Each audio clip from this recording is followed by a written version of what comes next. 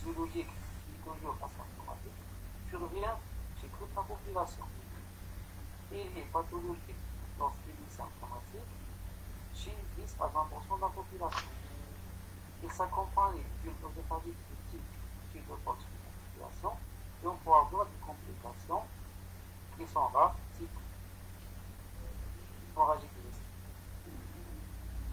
sténose de l'œsophage, endoplaquie de l'œsophage ou œsophage de Barrett, ou bien l'adénocarcinome. L'intérêt de la question. Le reflux gastro-œsophagien est une maladie extrêmement fréquente, touche 5 à 10% de la population française adulte. C'est une maladie multifactorielle. Et chez l'adulte, la sévérité augmente avec l'âge. Les facteurs favorisants sont représentés par la diabète, le tabac, l'obésité, la hernie hiatale et la sclérodermie. Le traitement est médical et parfois endoscopique ou bien chirurgical. Le pronostic dépend de l'apparition des complications.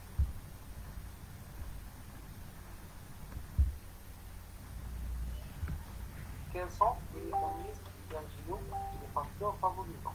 Il faut savoir que le reflux gastro-œsophagien est une maladie multifactorielle. Elle résulte d'un déséquilibre entre les moyens de défense qui sont représentés par la barrière de reflux, la clearance acide de l'œsophage et la résistance musculaire, et bien sûr les facteurs agressifs représentés par l'acidité gastrique, le rôle et la nature du contrôle gastrique. Les mécanismes du reflux gastro-œsophagien sont multiples, représentés essentiellement par la défaillance de la barrière de reflux, qui est secondaire à la relaxation transitoire du sphincter intérieur de l'œsophage, et chez les patients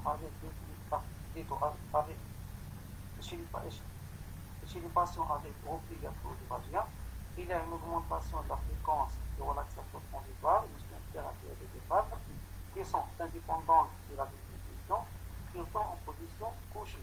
Cette relaxation transitoire du sphincter intérieur de l'œsophage est due à un réflexe nerveux déclenché essentiellement par la distension du stomac proximal, mettant en jeu un saut cérébral et des voies afférentes et différentes cheminant de nos nerfs vertébrés. Le résultat est une activation d'un neurone inhibiteur intrapariétal qui relâche le monoxyde d'azote à l'origine de relaxation du sphincter intérieur de l'œsophage. Cette défaillance de la barrière antiocique peut être également secondaire à une hypotonie du sphincter de l'œsophage ou bien à une hernie hiatale qui supprime l'antilis et l'action du fil du diaphragme, elle altère la clearance acide de l'œsophage, elle dissocie le sphincter intérieur de l'œsophage qui sont anatomiquement superposés et qui reposent au reflux gastro-œsophagien.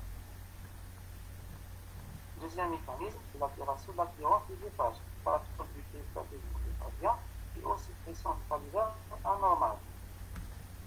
Troisième mécanisme, c'est la défaillance de la résistance muqueuse œsophagienne. Le quatrième mécanisme, c'est le ralentissement de la vidange gastrique qui entraîne une distension gastrique et augmentation de relaxation transitoire du sphincter intérieur de l'œsophage. Une augmentation de la pression gastrique, une stimulation de la pression gastrique et un retard de la clearance du reflux de notre gastrique. Et dernièrement, c'est la composition du matériel du reflux. Et les patients avec reflux gastro-œsophagien ont plus de reflux acide et moins de reflux acide au cours des épisodes de relaxation transitoire du sphincter intérieur de l'œsophage. Les facteurs physiologiques sont représentés premièrement par la grossesse, qui est la condition la plus fréquente, plutôt le premier trimestre, et guérie après l'accouchement. La pathogénie, elle est en rapport avec une augmentation de la pression abdominale et l'inclination hormonale, qui entraîne une augmentation de relaxation transitoire du sphincter intérieur de l'œsophage. Deuxième facteur physiologique, c'est la sclérodermie, qui est une maladie du système, donc une atteinte cutanéenne, une atteinte œsophagienne, avec un apéristatisme et hypotonie du sphincter intérieur de l'œsophage. Troisième facteur physiologique, c'est le syndrome SEP, ou bien syndrome du Rochambeau, qui entraîne une diminution de la sécrétion salivaire, lacrymale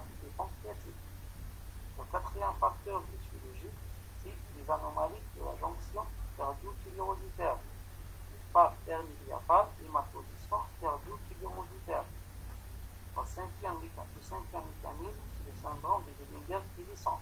C'est quoi le syndrome de Dillinger vieillissant?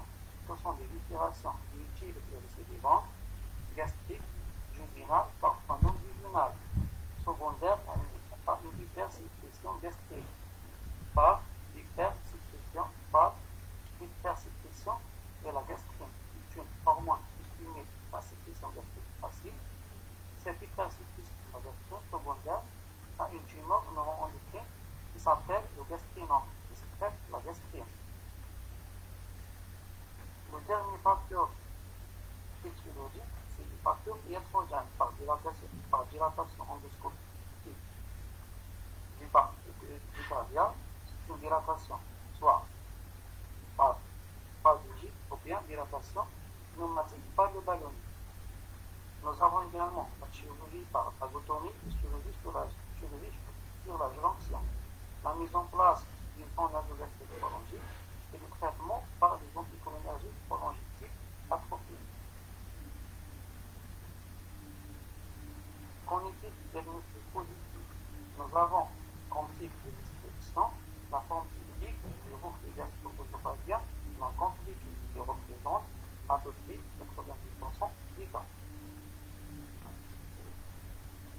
Les manifestations cliniques sont représentées essentiellement par le fibrosisme et les régurgitations.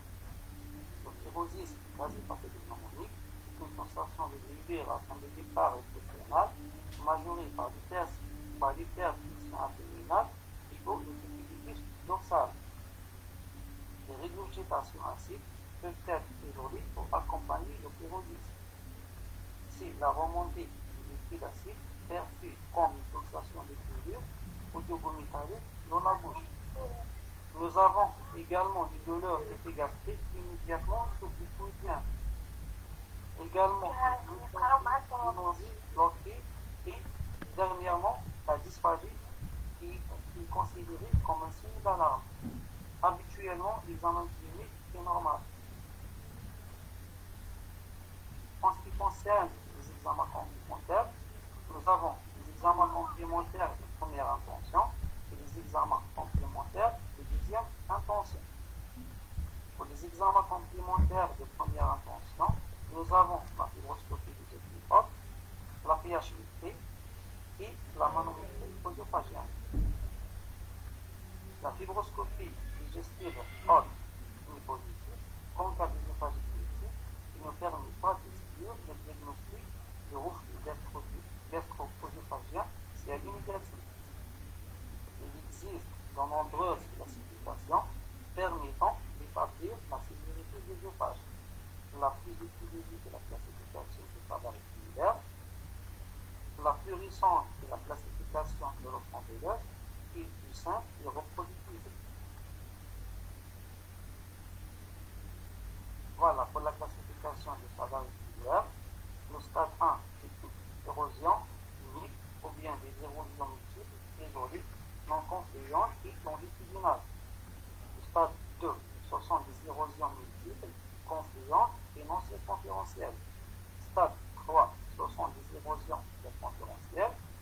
Stade 4, c'est un ulcère, ou bien une sténose, ou bien un nodobranchiosœophage, qui s'appelle également l'œsophage de Barrel.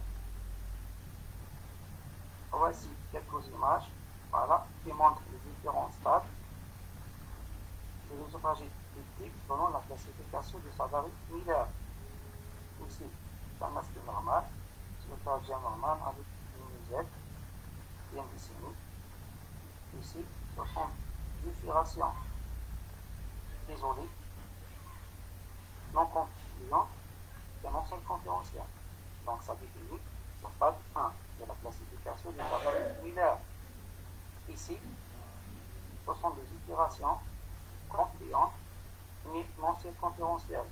Ça correspond au stade 2 de la classification de Fabry Miller. Ici, ce sont des ulcérations longitudinales, confluentes et circonférentielles. Et donc, ça définit le stade 3 de la classification de Fabry Miller. Là aussi, c'est un ulcère causant au niveau de la jonction oesogastrique. Et donc, ça correspond au stade 4 de la classification du savoir linéaire. Ici, une sténose centrique, régulière, surmontée par des effurations circonférentielles concluantes et également ça définit du stade 4 de la classification du savoir linéaire. Ici, et on devra plusieurs pages. Bon, c'est une ascension de la ligne Z, une ascension anormale de la ligne Z, en longueur, une longueur rose, donc, également ici, c'est une ascension évidemment importante de la ligne Z, donc, qui correspond à l'endographie œsophage. La définition, en définition de l'endographie œsophage, une définition histologique, c'est le remplacement de la muqueuse œsophagienne par une muqueuse glandulaire, cardiale, gastrique et intestinale. Voilà, la deuxième classification intéressante, c'est la classification de l'enfangeuse. Le stade A est une ou plusieurs brèches muqueuses qui ne dépassent pas 5 mm. Le stade B, au moins une brèche muqueuse de plus de 5 mm, mais sans continuité entre les formules de deux plis muqueux. Le stade C, au moins une brèche muqueuse se prolonge en continuité entre les formules de plusieurs plis muqueux, mais de manière non circonférentielle. Le dernier stade, c'est le stade D, c'est une brèche muqueuse circonférentielle. Les indications de la fibroscopie digestive haute sont les suivantes. Premièrement, l'âge au-delà de 50 ans. Deuxièmement, présence de signes d'alarme. Troisièmement, présence de symptômes atypiques, c'est-à-dire des symptômes ORL, des symptômes pulmonaires ou bien cardiaques. Quatrièmement, en cas d'échec du traitement initial bien conduit, à base d'épithètes monodose pendant 4 semaines. Et dans le cadre du bilan opératoire. Il faut savoir que la fibroscopie digestive haute n'est pas nécessaire en cas de symptômes critiques, âge inférieur à 50 ans, et en l'absence de signes d'alarme. Quels sont les signes d'alarme? Nous avons premièrement l'odynophagie. L'odynophagie, ce sont les douleurs pharyngées ou bien œsophagiennes à la déglutition. Deuxième signe d'alarme, c'est l'amaigrissement. L'amaigrissement inexpliqué. Troisième signe d'alarme, c'est la présence d'une masse abdominale à l'examen clinique. À la palpation abdominale, on peut avoir une masse abdominale au niveau de la région gastrique. Une altération de l'état général, l'hémorragie digestive extériorisée ou bien occulte, ou bien une anémie érythréenne. Dernièrement, c'est la dysphagie. La dysphagie, au départ pour les bébés, puis pour les bébés quand il s'agit d'une sténose œsophagienne serrée. Deuxième examen complémentaire de première intention, c'est l'empilage multiple. Productivité, la sensibilité et la spécificité sont autour de 90%. Elle consiste à enregistrer le pH de l'odeur œsophage dans des conditions habituelles sur 24 heures grâce à une électrode placée à 5 cm au-dessus du sphincter intérieur de l'œsophage et reliée à un enregistreur numérique. Alors, enregistreur numérique portable équipé d'un marqueur d'événement que le patient peut activer pour signaler les symptômes, les repas, les changements de position, l'activité, etc. Les critères de normalité. Nous avons le pourcentage de tampons en pH intérieur inférieur à 5%. En position de dos, de 4 position couchée est inférieur à 3%. Le nombre de reflets par 24 heures est inférieur ou égal à 50. Le nombre de reflets de plus de 5 minutes est inférieur ou égal à 3. Les indications de la pH-métrie sont les suivantes. Un reflux gastro-œsophagien sévère par son œsophagique, présence de forme atypique, forme orale, forme gazière ou bien pulmonaire, et la résistance au traitement médical bien conduit pendant 4 semaines. Troisième examen complémentaire de première intention, si la manométrie œsophagienne est concise à l'introduction de l'œsophage, une sonde de mesure permettant d'explorer la motricité du sphincter entre l'œsophage et du corps d'œsophage, à l'objectif d'une hypotonie du sphincter inférieur de l'œsophage. Les indications sont rares, surtout avant chirurgie entérologique pour la recherche du trouble moteur de l'œsophage. Les examens complémentaires de deuxième intention, nous avons le transit œsophagial qui est indiqué entre la dysphénose du bas œsophage qui n'est pas franchissable à la fibroscopie œsophagienne. Deuxième examen complémentaire de deuxième intention, c'est la pH impédentimétrie œsophagienne qui permet de préciser la nature physico-chimique du reflux. Troisième examen, c'est la scintigraphie œsophagienne. Le quatrième examen, c'est l'évaluation de la situation de l'acide et l'usage de la gastrectomie en cas de suspicion de syndrome de Zollinger et de sang. Et dernièrement, le test thérapeutique par la perfusion du liquide acide au niveau de l'œsophage. Les indications des examens complémentaires en fonction de l'âge.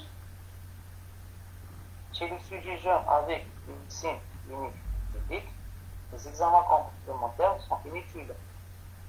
La fibroscopie n'a d'indication qu'en cas de signes associés alarmants, type anémie et anéglissement, dysphagie ou bien des vomissements. Ou en cas d'échec du traitement symptomatique bien conduit. La pH-métrie n'est utile que pour l'apport des signes cliniques atypiques à un reflux, ou bien pour documenter un reflux gastro-œsophagien pathologique avant une chirurgie anti-reflux.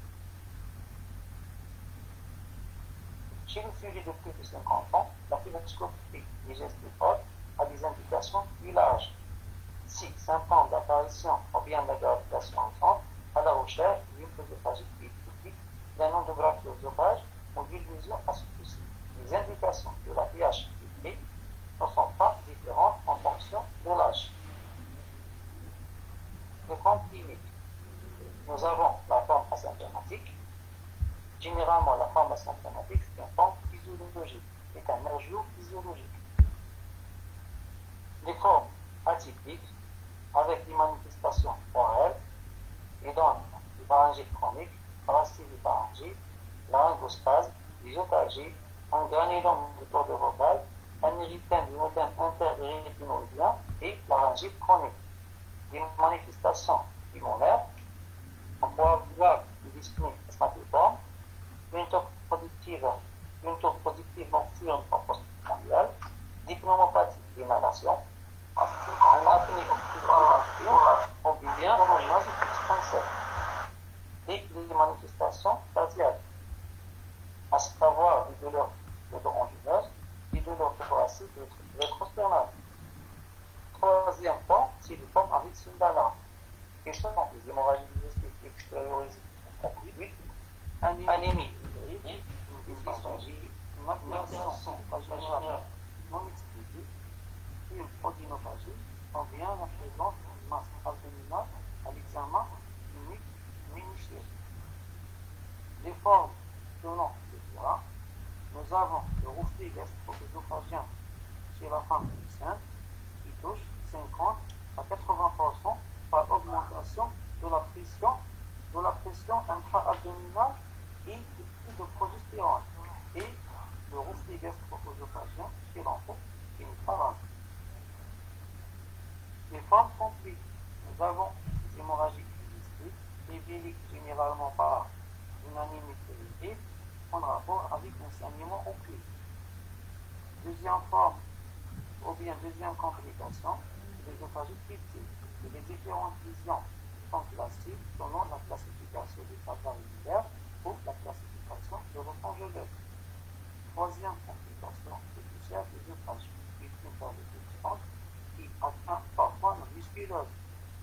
Quatrième forme compliquée, ou bien quatrième complication, c'est la finance cryptique du bas œsophage, qui est une complication grave secondaire à la sclérose de la paroi d'œsophage, qui nécessite un traitement médical bien compris, généralement des épisodes de clodage pendant une semaine. S'il n'y a pas de réponse, on passe à la dilatation endoscopique par ballonnie ou bien par logique de salarié. Si échec au traitement endoscopique, ça sera le traitement chirurgical. Le traitement chirurgical, c'est un traitement plus lourd. La dernière complication, c'est l'endographie œsophage, ou bien œsophage de barrière. C'est un remplacement de la muqueuse mammifère de l'œsophage distal, du bas œsophage, par une muqueuse glandulaire avec présence au sein de cette métaplasie d'un épithélium spécialisé de type cardiaque, gastrique et surtout intestinal. Donc, sur le plan endoscopique, c'est une ascension de l'univers de façon circonférentielle ou bien en longueur, généralement de couleur rose saumon. Donc, la couleur, elle est rose saumon. Voilà, quelques images qui montrent un saignement en arbre de faible abondance. Voilà, un saignement en arbre de faible abondance. Voilà, avec des ulcérations longitudinales, confluentes entre elles et circonférentielles. Voilà, quelques images. Voilà, le chronon ici. Voilà. Ces images montrent une sténose qui va se voir. Une sténose centrée. Voilà, ce sont des sténoses centrées, régulières, qui remontent des ulcérations. Voilà, des ulcérations. Voilà, quelques ulcérations ici. Ici, des ulcérations circonférentielles et confluentes. Ici, une image d'un biogénie qui montre une distension importante de l'œsophage phénotype avec un passage équilibré au produit de contraste, clairement un aspect un peu de radis. Voilà. Ici, c'est l'histoire naturelle de l'endographie œsophage qui commence par une métaplasie. C'est de l'angulaire, je fais c'est un mat. Et donc, par la suite, au fil du temps, une dysplasie de la droite, puis une dysplasie de la droite, puis enfin, un adénocarcinome. Ainsi que tu dois pas, puis invasif par la suite. Qui nécessite vraiment une prise en charge thérapeutique et lourde. Ici, c'est un adénocarcinome qui développe un endographie œsophage. C'est l'évolution naturelle. Les formes chirurgiques, nous avons le injure, le reflux gastro-œsophagien qui est déjà habitué évidemment, et les formes secondaires à une gastrectomie polaire supérieure, cardiomyotomie lobulaire, une sclérodermie, une grossesse, un reflux sur son nasogastrique. Le diagnostic différentiel devant les symptômes atypiques, le diagnostic différentiel se fait avec des étiologies orales, respiratoires et cardiaques. Devant une œsophagie endoscopique, le diagnostic différentiel se fait avec les autres causes d'œsophagie, acoustique, virale, bactérienne, médicamenteuse, radiothérapie, etc. Devant une sténose œsophagien, le diagnostic différentiel se fait avec les autres causes de sténose de l'œsophage. Voilà, de sténose tumorale, iatrogène, infectieuse, etc. On décide du traitement. Les objectifs thérapeutiques sont les suivants: soulager les symptômes, améliorer la qualité de vie et favoriser la cicatrisation des lésions. Les armes thérapeutiques indiquées dans votre traitement du reflux gastro-œsophagien sont les règles hygiéno-diététiques, les antiacides avec ou sans alginate, les prokinétiques, les anti-H2, les IPT, traitement endoscopique ou bien traitement chirurgical. En ce qui concerne les mesures hygiéno-diététiques, sont classiques et peuvent améliorer les manifestations cliniques. Il faut surélever le niveau du lit de 10 à 15 cm ou bien de 45 degrés du fond du matelas. Il faut éviter les repas copieux, surtout le soir. Il ne faut pas s'allonger immédiatement après un repas. Il faut diminuer le poids si le charge pondérale par la pratique du sport, surtout le cyclisme ou bien la marche rapide à peu près 50 à 200 minutes par semaine, répartie sur 2 à 3 séances. Il faut supprimer le tabac et l'alcool, et bien sûr il faut éviter les vêtements trop serrés. Deuxième arme thérapeutique, c'est les prokinétiques qui accélèrent la résistance gastrique. Ils peuvent renforcer la motricité œsophagienne et améliorer sa tolérance. Ils peuvent contribuer à l'amélioration des symptômes. Cependant, ils nécessitent des prises répétées. Ils ne sont pas dépourvus d'effets secondaires type somnolence, dysphonico-putopropamide et troubles du rythme pour l'oxysatrine. Troisième arme thérapeutique, les antiacides associés en nom à des alginate qui neutralisent l'acidité gastrique. Cependant, ils ont une durée d'action brève dans l'ordre de 30 minutes. Ils soulagent rapidement les symptômes, mais ne sont pas efficaces à long terme. Quatrième arme thérapeutique, les antagonistes du récepteur H2, qui sont moins efficaces pour le traitement du cardio que pour celui de l'ucérculumab, car le degré d'inhibition de l'acide acide est souvent insuffisant. Ils améliorent les symptômes de la maladie du cas et cicatrisent les lésions œsophagiques dans un tiers à la moitié des cas. La quatrième arme thérapeutique, c'est les inhibiteurs de la pompe à proton, les IPP, qui sont très efficaces tant sur les symptômes que sur la cicatrisation des lésions œsophagiques, avec une excellente tolérance. Le traitement d'entretien de mucose expose au risque de rechute. Le traitement chirurgical. Le traitement chirurgical consiste à abaisser le sphincter antérieur de l'œsophage en position intra-abdominale et à les maintenir généralement par une indexature complète type Nissen en partiel postérieur type Topi. Ces interventions chirurgicales se font de plus en plus au cystoscope avec une mortalité disponible. Les résultats sont bons dans 80-90% des cas. Les principales complications sont le gaz blanc. C'est quoi le gaz blanc? Le gaz blanc est une douleur épigastrique avec difficulté d'irritation et la dysphagie qui peut être plus fréquente sur cystoscope. Le traitement endoscopique. Nous avons deux techniques. L'endoscine procédure qui consiste à créer une valve, pardon. Monsieur, pouvez-vous répéter cette partie s'il vous plaît? Traitement chirurgical. Quelle partie? Le traitement chirurgical. Le traitement chirurgical, là, il faut bien concentrer, qui consiste à abaisser le sphincter inférieur en position intra-abdominale. On introduit le sphincter inférieur de l'œsophage au niveau de la cavité abdominale. Et à les maintenir, nous avons deux techniques. La première technique, c'est la induplication complète, type Nissen. La deuxième technique, c'est une applicature partielle postérieure cyclopique.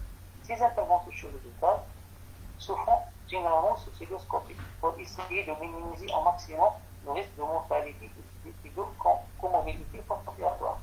Les résultats généralement sont bons, au-delà de 80%. D'accord. Nous avons deux complications. D'accord. Deux complications chirurgicales, c'est le Gaz-Glave syndrome. C'est quoi le Gaz-Glave syndrome? C'est une douleur épigastrique avec difficulté d'irritation. Le patient ne va pas faire son irritation de façon normale. La deuxième complication, c'est la dysphagie. La dysphagie, surtout quand il s'agit d'une intervention chirurgicale ou cystoscopique. Vous avez compris? Voilà. Oui. Ok. Bon, pour le traitement endoscopique, nous avons deux techniques. Malheureusement, si les techniques ne sont pas utilisées en Algérie, c'est malheureusement. Vraiment, ce sont des techniques difficiles qui nécessitent un apprentissage particulier. D'accord. Nous avons la première technique de deuxième procédure qui consiste en appliquer une valve artificielle anti-reflux. La deuxième technique, c'est ce qu'on appelle le spectacle procédure, qui consiste à mettre en place un dispositif au niveau du cardiaque pour empêcher le reflux pathologique. D'accord. Mais malheureusement, ce sont des techniques qui ne sont pas utilisées en Algérie. Quelles sont les indications thérapeutiques? Nous avons trois situations en pratique. La première situation, c'est un reflux gastro-œsophagien typique avec âge inférieur à 50 ans et absence de signes d'alarme. La deuxième situation, c'est un reflux gastro-œsophagien typique avec âge au-delà de 50 ans ou présence de signes d'alarme. Les signes d'alarme, donc l'odynophagie, la dysphagie, l'hyperactivité générale, l'anémie, la maigrissement, en présence d'une masse abdominale, l'hémorragie ou bien anémie. La troisième situation, c'est des manifestations atypiques. Donc, ce sont des manifestations cardiaques, des manifestations pulmonaires, des manifestations orales. En ce qui concerne la première situation, avec radiotypique, absence de signes d'alarme et âge jeune inférieur à 50 ans. Dans cette situation, bien sûr, la fibroscopie du cystote n'est pas nécessaire. D'accord. Le traitement repose sur le traitement médical repose sur des équipes monodoses qui sont oméprazole 1 mg, désoméprazole, pantoprazole, montoprazole, etc. La durée du traitement est de 4 semaines. Si réponse à la disparition des symptomatologies, on arrête le traitement. Si échec avec persistance des symptômes, on fait systématiquement la fibroscopie des ostéopathes à la recherche de milieux qui sont des œsophagies critiques. La deuxième situation, c'est le reflux gastro-œsophagien typique avec sujet âgé au-delà de 50 ans ou bien présence de signes d'alarme. Dans cette situation, la fibroscopie des ostéopathes elle est nécessaire, bien sûr, à la recherche des œsophagies.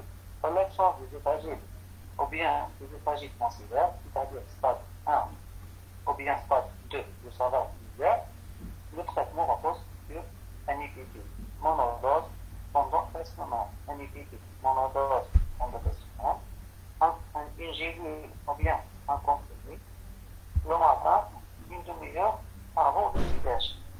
C'est important. D'accord. Si réponse avec disparition de symptomatologie, on s'arrête là. On arrête le traitement, c'est bon. Si le patient ne répond pas avec persistance de symptomatologie, généralement on double la dose pendant 4 semaines. La deuxième situation, il s'agit ici d'une œsophagie hiver, c'est-à-dire stade 3, ou bien stade 4, avec des autres complications, type sténose, hémorragie digestive, un ulcère causant, on devra plus d'ouvrage dans cette situation, le traitement repose sur des unités de dosage, c'est-à-dire 20 mg de métrazole par exemple, d'oxazole, 40 mg de lansoprazole ou bien si 40 mg de fois pendant 2 semaines. Le contrôle endoscopique est obligatoire. Si l'échec de persistance des otages sévères ou bien en persistance de complications, généralement, on augmente la dose. On double la dose encore une fois. La troisième situation, c'est présence de manifestations atypiques, ORL, cardiaque ou bien pulmonaire. La féroscopie digestive haute est implicative. C'est présence de l'œsophagite. Non sévère, c'est-à-dire stade 1 et 2, le traitement repose sur l'équilibre. Monodose endopérationnelle. C'est présence d'œsophagite sévère ou bien de complications. Le traitement repose sur des équilibres de dose pendant 2 semaines. En l'absence d'œsophagite, dans cette situation, la pH métrique est impérative. Encore à la pour essayer de documenter le reflux gastro-œsophagien. En l'absence de pH métrique, si la pH métrique n'est pas disponible, on fait le test thérapeutique. Mais quelle est la place du traitement en cours? Nous avons 3 situations. Traitement en cours adapté, si rechute fréquente, si rechute fréquente ou précoce à l'arrêt du traitement, si altération de la qualité de vie, ou bien si œsophagite sévère ou compliquée. La deuxième situation, c'est le traitement intermittent, c'est-à-dire un traitement qui a entraîné la rémission clinique. C'est donc cette situation du 15 minutes, c'est le suivi dysphagique. La troisième situation, c'est le traitement à la demande du 15 minutes en cas de symptômes occasionnels. Voilà. Pour le traitement chirurgical, il doit être envisagé chez les chirurgiens en risque anesthésique mais comorbidité. Lorsque le traitement à pleine dose ne peut être interrompu, il acte que le patient a été dûment informé des risques possibles de la chirurgie. Voilà. Donc, cette technique, c'est le temps de piqûre. Nous avons ici fin de piqûre complète initiale. Voilà, c'est le temps de piqûre complète initiale. Et la deuxième technique, c'est la fin de piqûre. Donc, partielle postérieure d'utopie. Le traitement du temps compliqué. En cas de silence fictif, le traitement du médical par des études à pleine dose doit avoir des doses prioritaires. Les dilatations endoscopiques par ballonnique ou par bougie de salarié sont effectuées à la demande en fonction de la dysphagie. D'accord? Et en cas de non-cicatrisation de l'œsophagite, l'échec des dilatations ou de nécessité de dilatation de la bouche et de la bouche jugulaire, la chirurgie doit être préférée à la poursuite du traitement médical. Voilà, c'est la dilatation. C'est la dilatation magnétique. Parfait. C'est la plus utilisée, c'est la plus efficace. Voilà. Aussi, c'est des différents bougies de salariés avec des différents diamètres. En cas d'endobactériosphage, les objectifs thérapeutiques sont les mêmes. Contrôle des symptômes de cicatrisation de l'usine œsophagique, la destruction de la muqueuse métaplasique par l'électrocoagulation, laser ou photocoagulation associée en nom au contrôle chirurgical permettrait, dans la majorité des cas, de favoriser la réapparition d'un épithélium malpigment. L'intérêt de l'efficacité de ce traitement de la prévention du cancer ne sont pas encore actuellement assez documentés. En l'absence de dysplasie ou bien une dysplasie de la date, le traitement de l'endobactériosphage repose sur des IPP ou bien une surveillance endoscopique. Si présence de dysplasie de l'ogade confirmée avec des anapathes différentes, qui sont des anapathes généralement expérimentées, le traitement repose sur des œsophagites chroniques chez le patient opérable. Chez le patient inopérable, le traitement repose sur la laser. Et pour conclure, je dirais que le reflux gastro-œsophagien est une pathologie fréquente, un problème de santé publique. La physiopathologie, elle est multifactorielle. Le diagnostic est le plus souvent facile, mais il faut savoir évoquer le diagnostic devant les manifestations atypiques. L'endoscopie est pas systématique. L'évolution est souvent chronique. Les complications sont rares, mais peuvent être graves. La réduction de la cuisson lors hétéropétique est très efficace par les inhibiteurs de la pompe à proton, mais ne tue pas la maladie. La chirurgie a des indications précises et d'autres alternatives thérapeutiques sont en cours d'évaluation. Je vous remercie. Est-ce qu'il y a des questions?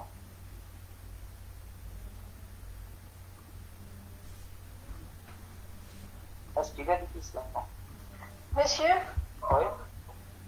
Est-ce que la boule la sensation de boule au cours de stress est-elle due à une sténose de l'œsophage? Non.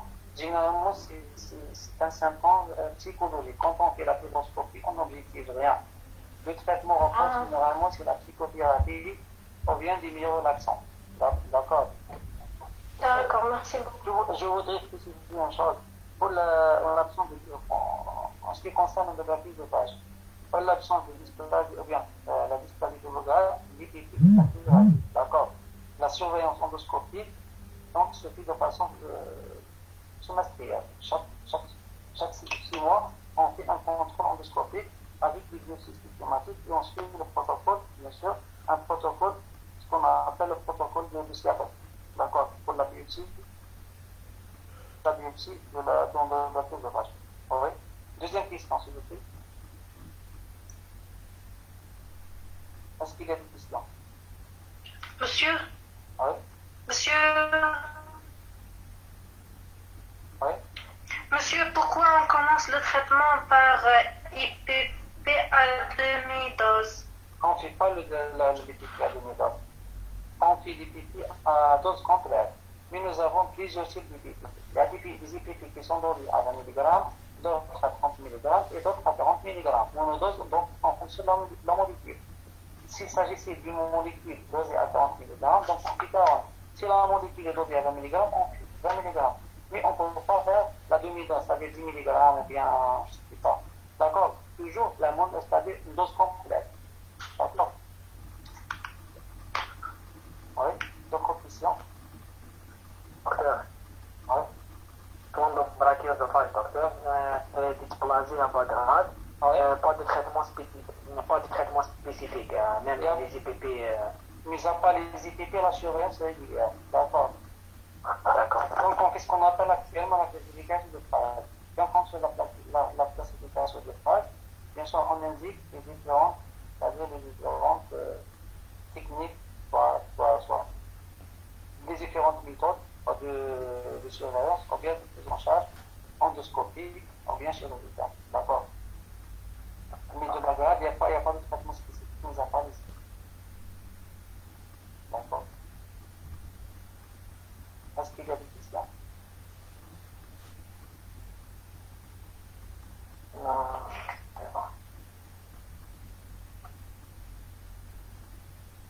Pas de questions?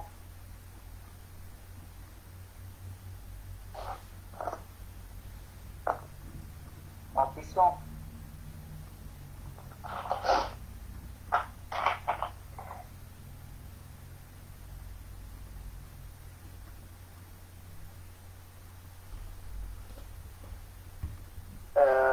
Je pose. Qu'est-ce que les indications de la fibroscopie que je fais chez un sujet jeune entre 50 ans? Voilà, ce qui importe le monde.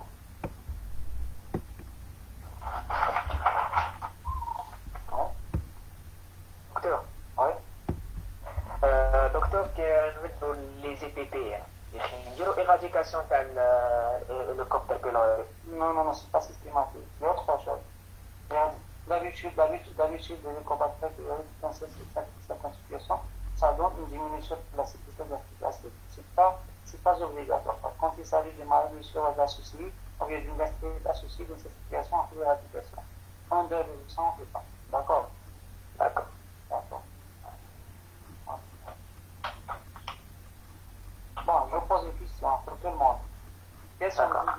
la viroscopie des opérates chez un sujet inférieur à 50 ans. Docteur, les signes d'alarme ou les signes atypiques? Voilà, en cas de signe d'alarme, les signes atypiques, faut bien, enlever la photo. Âge supérieur à 50 ans, l'échec ou bilan préopératoire. Voilà, dans le cadre du bilan préopératoire, j'ai parlé d'un sujet inférieur à 50 ans. Donc, au-delà de 50 ans, c'est clair. Devant toute personne au-delà de 50 ans, quelle que soit la symptomatologie, la fibroscopie, digestive s'impose. D'accord? Docteur, Oui. pH-métrie, docteur. Mais pas de pH-métrie ou chambre les indications antérieures. Est-ce que l'examen de référence? Voilà, c'est-à-dire pour quelqu'un qui va documenter la présence d'un AGO, c'est un examen de référence. C'est l'examen, c'est-à-dire, voilà, c'est l'examen qu'on appelle, qui permet de poser le diagnostic de l'AGO avec certitude 100%. Les indications, normalement, quand il s'agit d'une forme pacifique, ou bien pour documenter un énergie avant une chirurgie anti-réplique. Généralement, un patient, toute chirurgie pour avoir une complication. Donc, pour éviter, c'est-à-dire les réclamations du patient, on fait une pH-métrie pour documenter, pour s'assurer que l'AGI est là. Quand il s'agit des complications post-opératoires, c'est-à-dire le patient ne peut pas réclamer, ne peut pas, c'est-à-dire l'AGI il est là. Certains patients, qu'est-ce qu'il vous dit? Voilà, j'ai rien, j'ai pas d'RGO, pourquoi vous avez fait cette intervention chirurgicale qui à cause d'autres complications qui sont plus graves que l'RGO. Dans ces situations, voilà, monsieur, vous avez un RGO qui est là, qui est documenté, vous n'avez pas répondu au traitement, l'indication chirurgicale a dit là pour essayer de copier sa souffrance. C'est ça, généralement c'est ça. Docteur, il y a une autre question. Ouais. C'est quoi le rôle des hormones au cours de la grossesse? C'est le progestatif, oui. Généralement, les progestatifs. Le progestérone, ça donne une relaxation. D'accord, je maintiens un peu les étages. D'une part, parce que la grossesse, nous avons des mécanismes qui sont pathogéniques.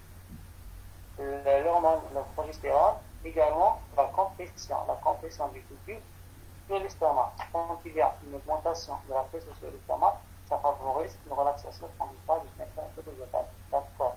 Mais le progestérone planifie beaucoup plus relaxant, mieux relaxant. Il fait une relaxation du sphincter. D'accord. Oui, parce que l'édition.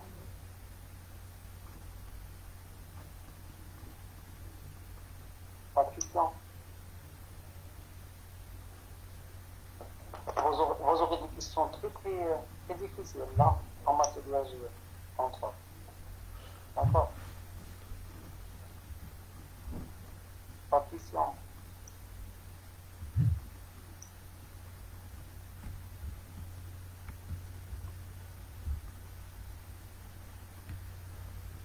Normalement, c'est bon, docteur.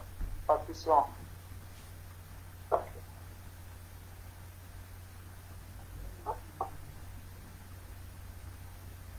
C'est bon, pas de question. C'est bon?